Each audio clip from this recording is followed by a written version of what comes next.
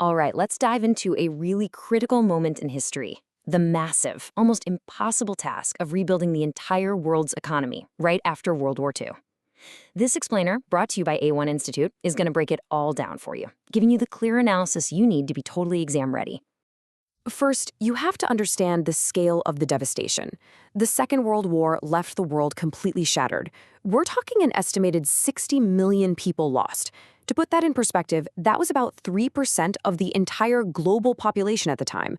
With continents in ruins, the question facing world leaders was just colossal. Where do you even begin to rebuild? So here's our mission briefing for today. We'll start by digging into the post-war problem itself, then we'll see how a whole new economy was designed from the ground up. We'll look at the incredible age of growth that followed, the parallel story of decolonization, and finally, we'll figure out why this entire system eventually came crashing down. Let's get right into it.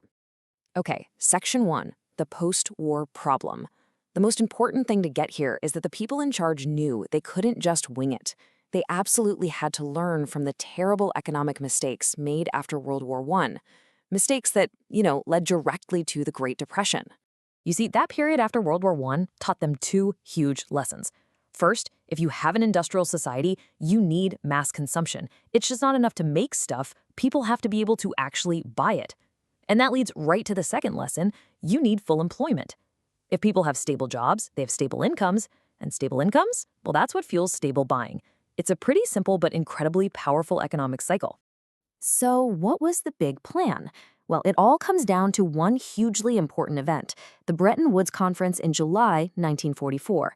And what's wild is the war wasn't even over yet, but leaders from 44 allied nations came together to design a brand new economic framework for the world. Their main goal? To create stability and keep people in jobs across the industrial world.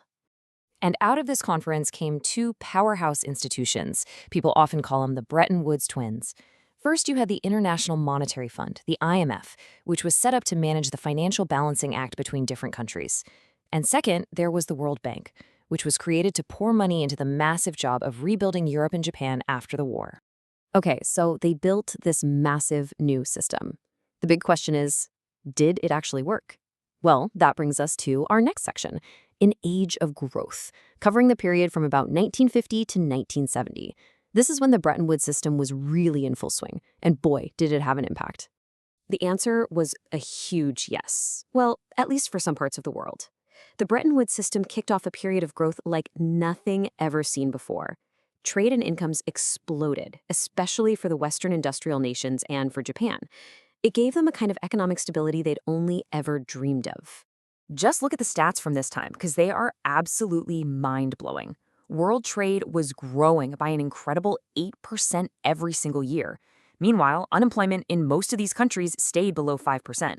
They really weren't kidding when they called these the golden years of growth. But here's the thing. This boom wasn't a global story. While the West was thriving, a very, very different reality was playing out across much of the globe. And this brings us to the era of decolonization, a time that really showed how divided the world economy was. You have to remember what else was happening at this time. The age of empires was officially ending.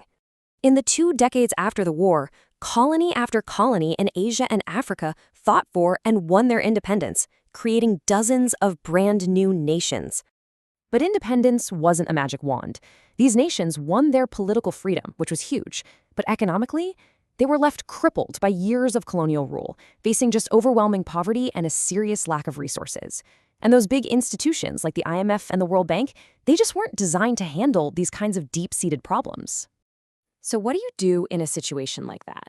You organize, and that's exactly what they did. They formed a powerful coalition called the Group of 77, or G77. And together, they demanded a new international economic order.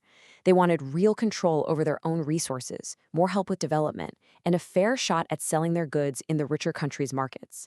So you've got this pressure building from the developing world, and at the exact same time, the Bretton Woods system itself starts to show some serious cracks. This leads us right into our next section. The system collapses. So, what went wrong? Well, starting in the 1960s, the United States was spending a ton of money overseas, and that started to weaken its own economy. This made people lose confidence in the US dollar. which was a huge problem because the dollar was the anchor for the entire global financial system. And that anchor was coming loose. Okay, to really get why it all fell apart, we need to quickly break down how it was built. The whole system was based on something called fixed exchange rates. Basically, every other currency was locked or pegged to the US dollar at a set rate. The dollar itself was then tied to gold at a price of $35 an ounce. That was the bedrock, the foundation of all that stability.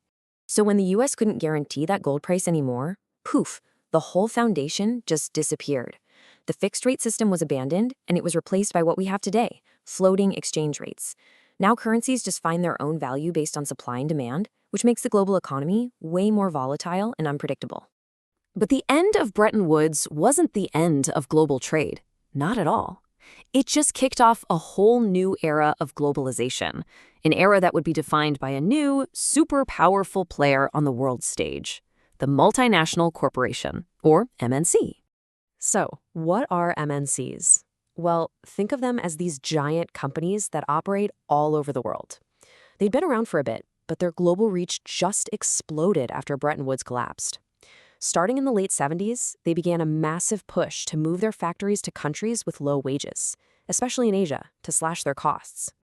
And this shift, this move of entire industries to new countries, especially to places like China, which was just starting to open up, it was like an earthquake for the global economy.